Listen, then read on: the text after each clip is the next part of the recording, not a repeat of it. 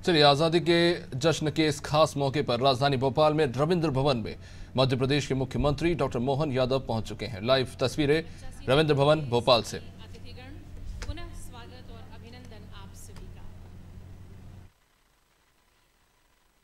आम्र बौर जाओ हे कदली स्तंभ बनाओ, पावन गंगा जल भर मंगल कलश सजाओ, जय भारत गाओ स्वतंत्र जय भारत गाओ।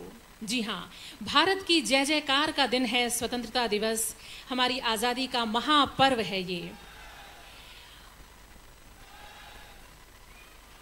भारत माता की जयकार का दिन है और इस सभागार में वो जयकार जारी है।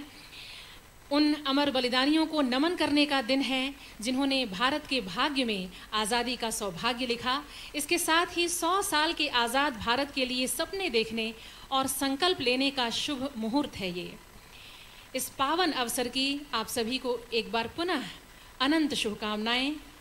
आज के कार्यक्रम का शुभारंभ हम करने जा रहे हैं उस महामंत्र से जो स्वाधीनता आंदोलन में युद्ध घोष बन गूंजा था, जिसकी प्रतिकंपनकारी ऊर्जा ब्रिटिश साम्राज्य की नींव को हिला दी थी। और आज वो हमारा राष्ट्रगीत है, वंदे मातरम। आप सभी से हमारा निवेदन है कि राष्ट्रगीत के सम्मान में आप अपने अपने स्थान पर खड़े हो जाएं। राष्ट्रगीत हरदा, भिंड, कटनी और सीहोर जिले के स्वाधीनता इतिहास का विवरण दर्ज है। मध्य प्रदेश के स्वाधीनता इतिहास का महत्वपूर्ण दस्तावेज हैं ये किताबें, जिनका विमोचन माननीय मुख्यमंत्री महोदय के हाथों से हो रहा है। स्वाधीनता दिवस पर इन किताबों का विमोचन जैसे एक भावभीनी सी अनुभूति है। और अब अगली 5 किताबें मंच पर। मध्य प्रदेश में स्वाधीनता संग्राम श्रृंखला की इन 5 किताबों में जो ज़िले शामिल हैं वो हैं गुना, अशोकनगर, दमोह, धार, बैतूल और विदिशा। माननीय मुख्यमंत्री महोदय इन पुस्तकों का विमोचन करते हुए ये किताबें बताती हैं कि हमारी स्वाधीनता का इतिहास उससे कहीं अधिक है जितना हम जानते हैं। छूट गए उस इतिहास का लिखा जाना आवश्यक है। इसी दायित्व बोध के साथ स्वराज संस्थान ने ये पहल की है। 15 पुस्तकों का विमोचन हुआ और अब संस्कृति विभाग के कला पंचांग 2024-25 का लोकार्पण माननीय मुख्यमंत्री महोदय करेंगे। मंच पर आमंत्रित हैं संचालक संस्कृति श्री NP नामदेव जी। मध्य प्रदेश संस्कृति विभाग का ये कला पंचांग है जिसमें संस्कृति विभाग की साल 2024-25 में आयोजित होने वाली गतिविधियों की जानकारी है। एक प्रयास की संस्कृति विभाग के कार्यक्रमों से आप सब जुड़ सकें। हर महीने के आयोजनों की तिथिवार जानकारी इसमें उपलब्ध कराई गई है।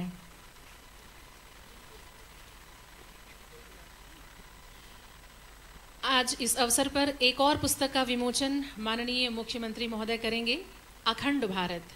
हम मंच पर आमंत्रित करते हैं मध्य प्रदेश उर्दू अकादमी के निदेशक डॉक्टर नुसरत मेहंदी जी को, जिन्होंने इस पुस्तक का उर्दू में अनुवाद किया है।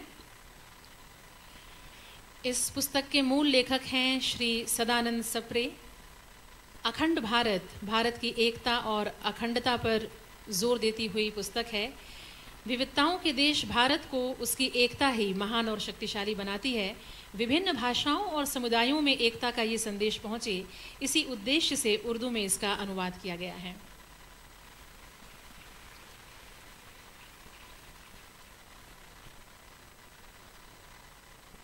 बहुत बहुत धन्यवाद।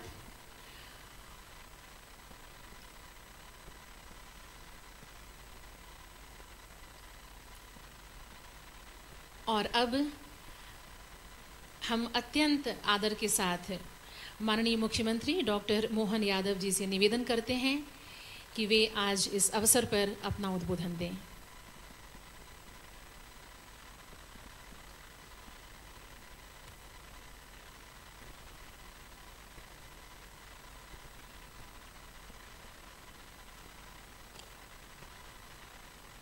मेरे साथ सभी बोलेंगे, बोले भारत माता की, भारत माता की।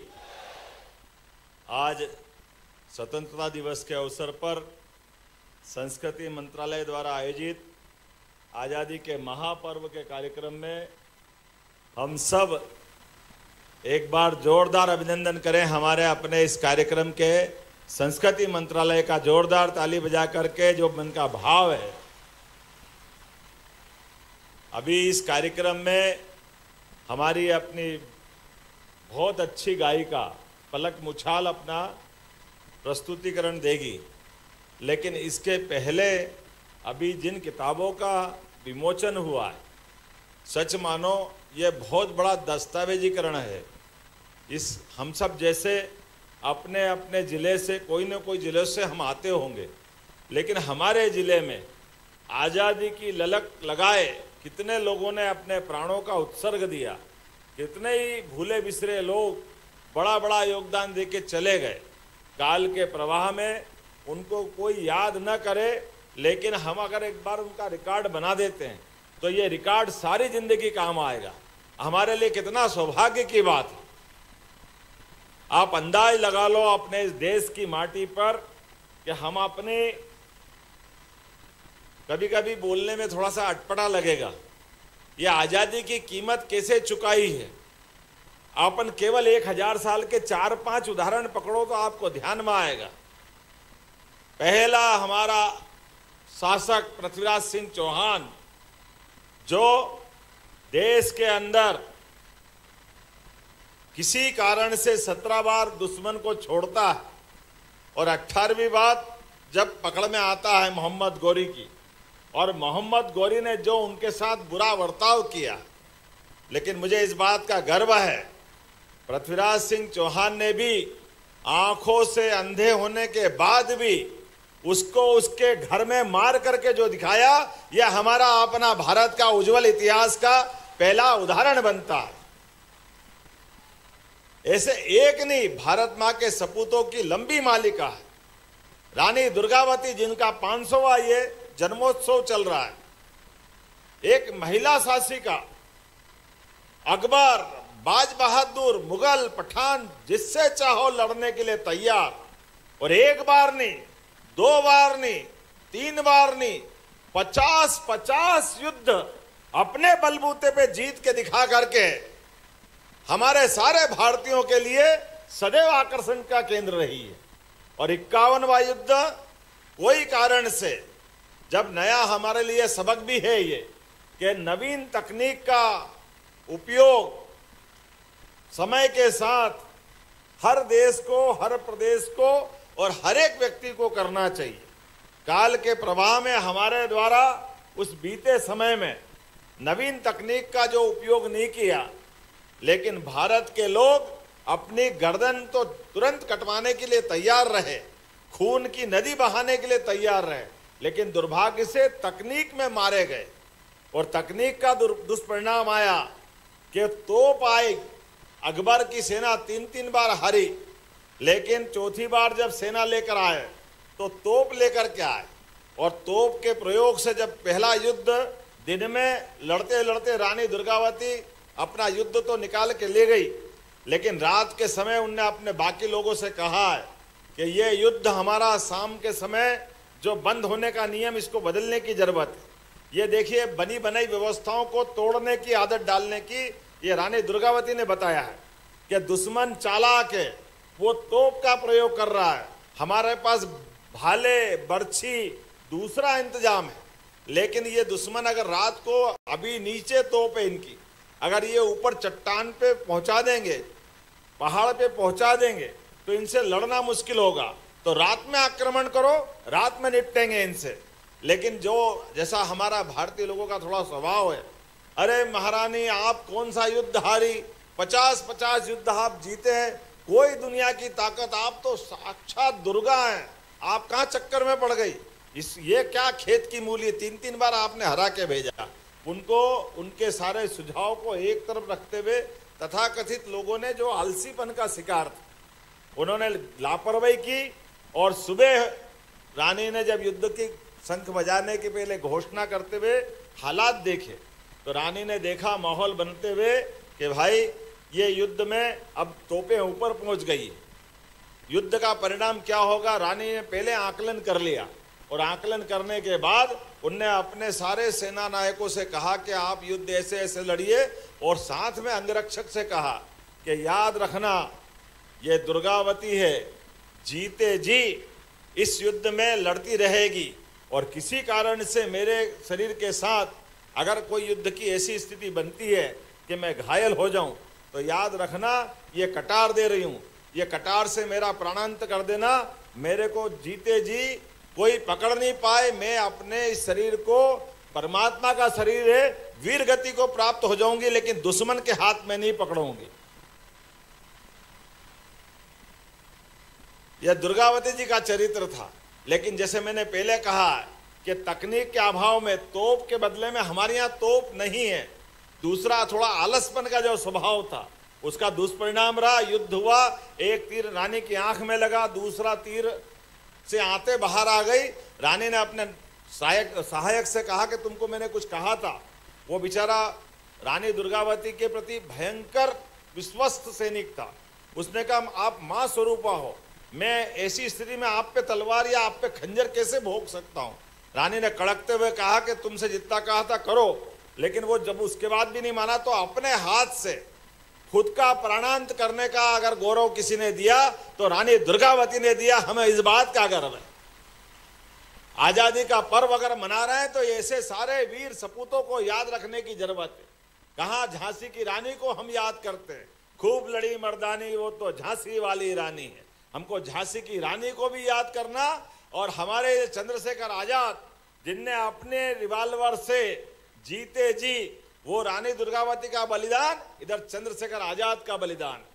देश की आजादी खून से कीमत पूरी करती है, अपने बलिदान से करती है। और मुझे गर्व है इस बात का, और आप सबको भी गर्व होना चाहिए।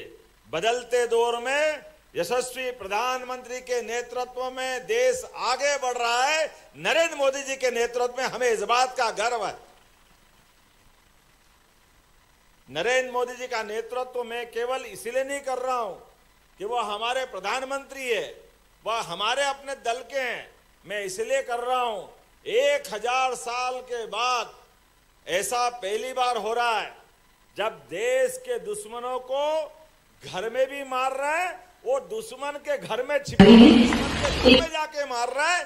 ये बड़ा को योगदान दे रहे हैं। और एक बार नहीं, लोग समझ रहे एक बार अंदाज से चले गए होंगे, एक बार तो मार के आए। याद करो, एक बार मार के आए पैदल जाके, दूसरी बार मारने गए तो हेलीकॉप्टर हवाई जहाज से गए। और हमारा अपना क्या बदला लिया है, युवाओं का आनंद आ गया होगा। वो मूछ वाला अभिनंदन को याद करो,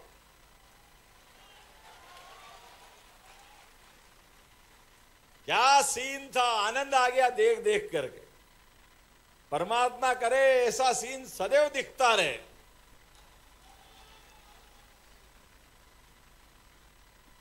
आपको केवल ये याद दिलाऊंगा कि आखिर हुआ क्या था उस दिन। दिन भर पाकिस्तान, हमारे सैनिक ने हवाई जहाज से जाके बम गिराए। वो बम गिरा के आते टाइम पाकिस्तान की बॉर्डर में उनकी सेना ने हमारे उस प्लेन के ऊपर अटैक कर दिया। प्लेन टूटा, हमारा आदमी गिर गया। अब गिरने के बाद आप अंदाज लगा लो, हमारी सीमा तो है नहीं, वो तो पाकिस्तान के अंदर की सीमा है। आप केवल कल्पना करो, वो 8-10 साल पहले का दृश्य, वही पाकिस्तान के सैनिक हमारे सैनिक के सर काट के ले जाते थे, बाल पकड़ के खोपड़ी अपनी सीमा में, और उससे फुटबॉल खेल करके भारत की आंखों के सामने हमारे सैनिकों के आंखों में खून उतरता था। लेकिन दुर्भाग्य से दिल्ली से उसका हिसाब चुकता करने की परमिशन नहीं मिलती थी।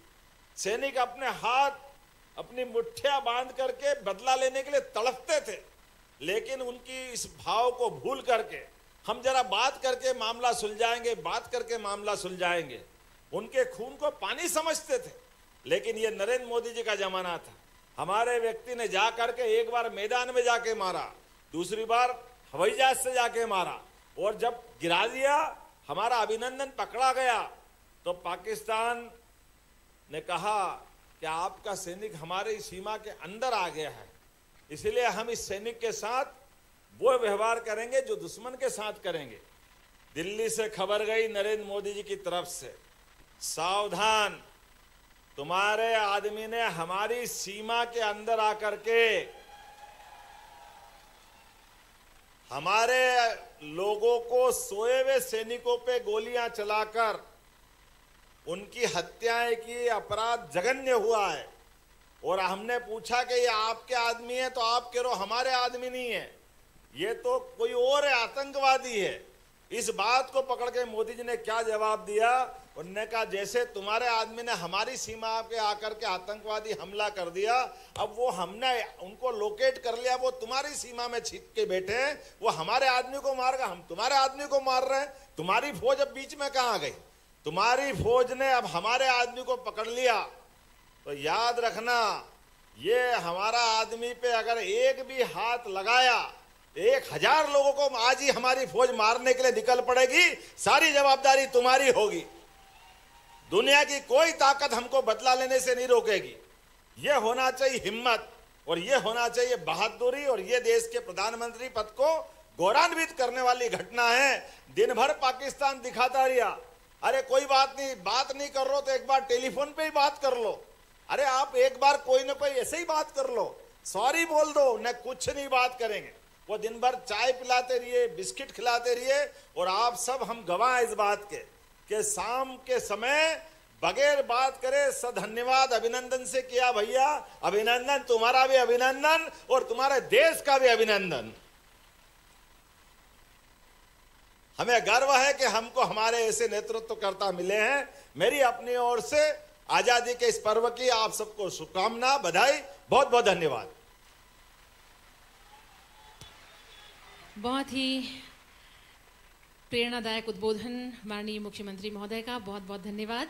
और अब आभार प्रदर्शन के लिए हम आमंत्रित करते हैं प्रमुख सचिव संस्कृति श्री शिवशेखर शुक्ल जी को।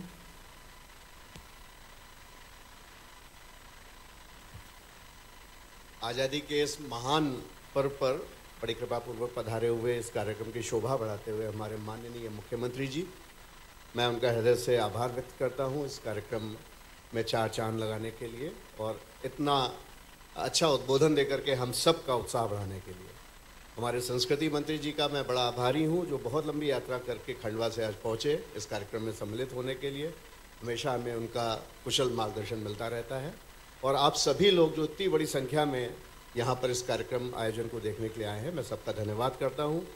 मध्य प्रदेश की बेटी बेटा दोनों, इंदौर की बेटी बेटा पलक और पलाश के कार्यक्रमों की जो उनके संयोजन किया है उसका हम लोग आनंद लेंगे।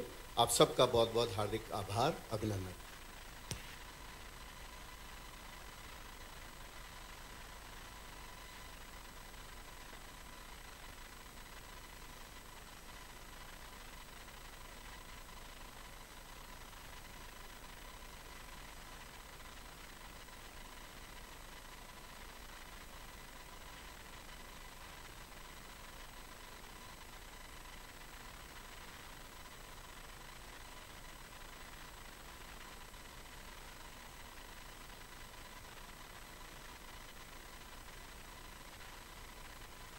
और श्री पलाश मुछाल। आदरणीय देवी और सज्जनों, आप जानते ही हैं कि पलक मुछाल एक सुप्रसिद्ध पार्श्व गायिका हैं, लेकिन पलक जी की जो संगीत यात्रा है वो किसी सामान्य कलाकार की तरह नहीं है। ये एक बेहद खूबसूरत कहानी है, ये रोशनी से भरा हुआ सफ़र है, ये उजालों की कहानी है। दिल की बीमारी से जूझ रहे हज़ारों बच्चों की ज़िंदगी में वो एक परी की तरह है, जादू की छड़ी लिए खड़ी हैं। और ये जादू की छड़ी है उनका गाना, जो इन बच्चों के लिए इलाज के सारे रास्ते खोल देता है। पलक जी का जन्म इंदौर में हुआ। परिवार में संगीत नहीं था, लेकिन उनके गले और सपनों में संगीत था।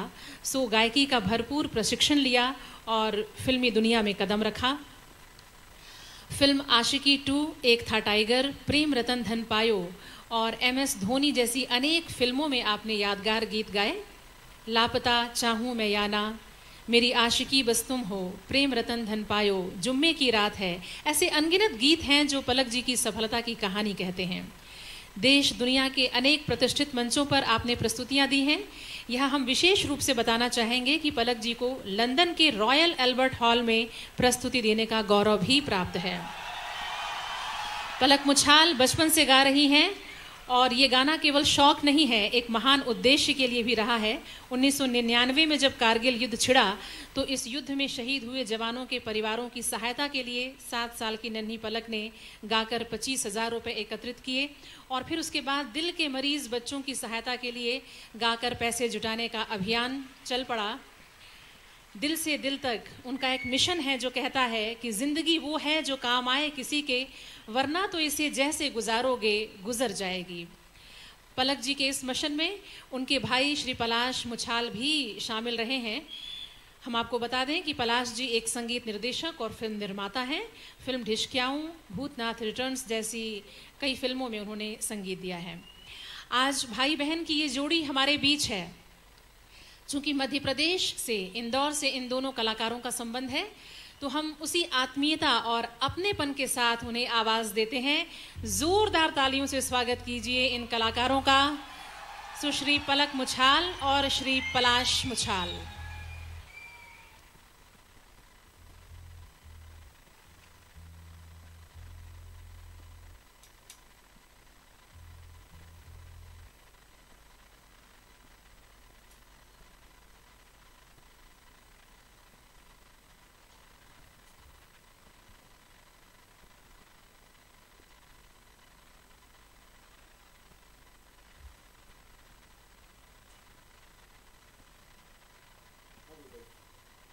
Next performer has been singing since she was 4 years old.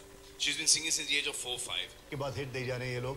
She's recorded over 200 songs for Bollywood. Sung all my songs. Oh, she's lovely. मेरा पहला हिट गाना जो था चाहूं मैं आना, वो पलक ने गाया है। सभी जानते हैं कि पलक बहुत ही अच्छी सिंगर है। मेरे कई हिट गाने गाए हैं, लोगों के बहुत हिट गाने गाए हैं।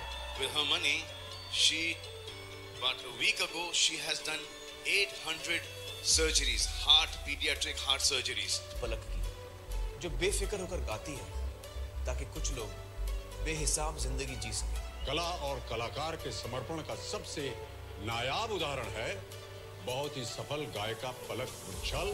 The rest, as they say, is history. Ladies and gentlemen, make some noise.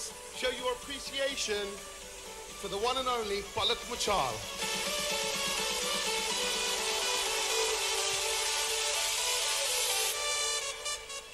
तू ही ये मुझको बता दे, चाहूं मैं या ना, चैन भी मेरा दर्द भी मेरी आशिकी अब तुम ही हो। जानू तेरी मैं बेमानिया, तेरी मेरी कहानी है बारिशों का पानी।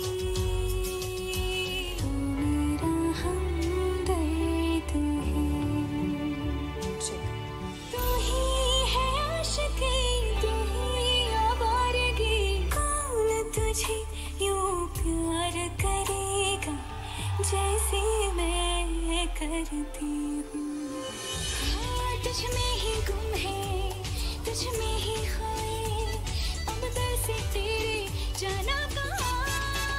तेरे मेरे सपने सभी बंद आँखों के ताले में है, जाऊँ भी कहाँ ढूंढे बता, वो चांद के प्याले में है। तुझे जितना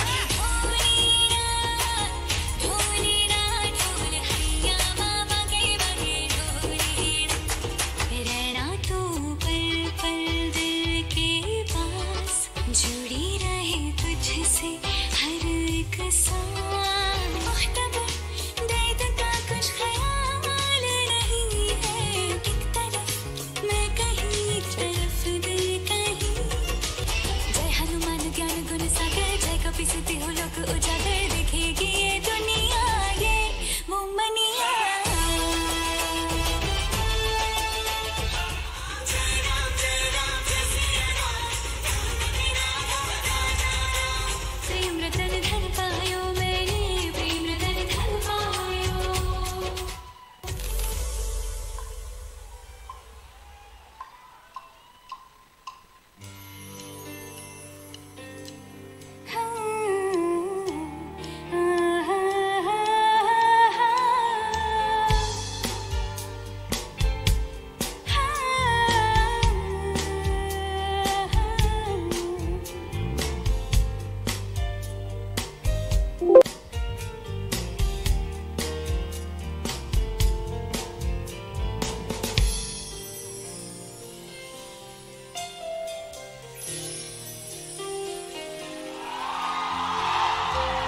तू ही मुझको बता दे, चाहूं मैं या ना, अपनी तो दिल का बता दे, चाहूं मैं या ना, तू ही मुझको बता दे, चाहूं मैं या ना, अपनी तो दिल का बता दे, चाहूं मैं या ना,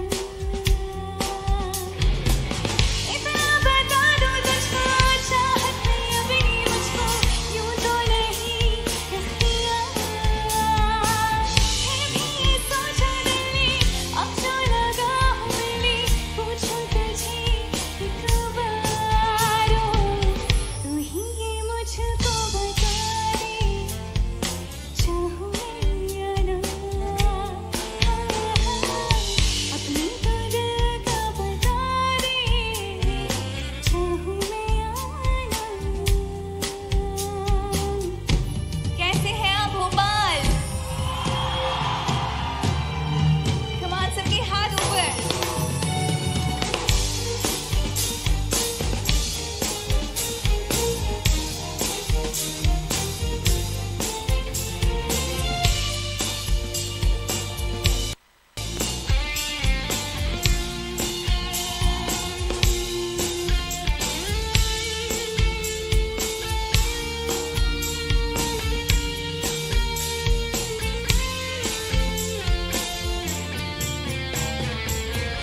मेरे छोटे छोटे ख्वाब हैं, ख्वाबों में गीत है, गीतों में जिंदगी है, चाहत है, प्रीत है, अभी मैं न देखूं ख्वाब को, जिनमें न तू मिले, खोले होठ मेरी अब तक थे जो सिले, मुझको ना जतना मुझ पे, इतना इस दिल को तुझ पे होने लगा एतबार, तन्हा लम्हों में अपने बुनती हूँ तेरे सपने, तुझसे हुआ मुझको प्यार, पूछूंगी तुझको कभी ना, चाहूं मैं या ना, तेरी ख्वाबों में अब जीना, चाहूं मैं क्यों ना।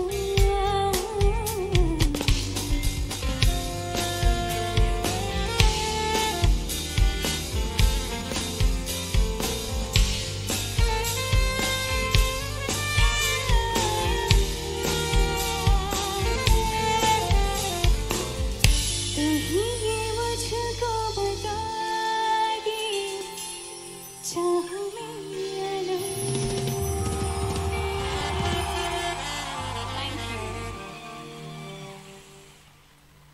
मैं जो यहाँ आई हूँ, मैं जो यहाँ आई हूँ, ये आपका प्यार है, ये आपका दुलार है, ये आपका सत्कार है, और लीजिए आप सभी को पलक मुछाल का प्यार भरा नमस्कार है।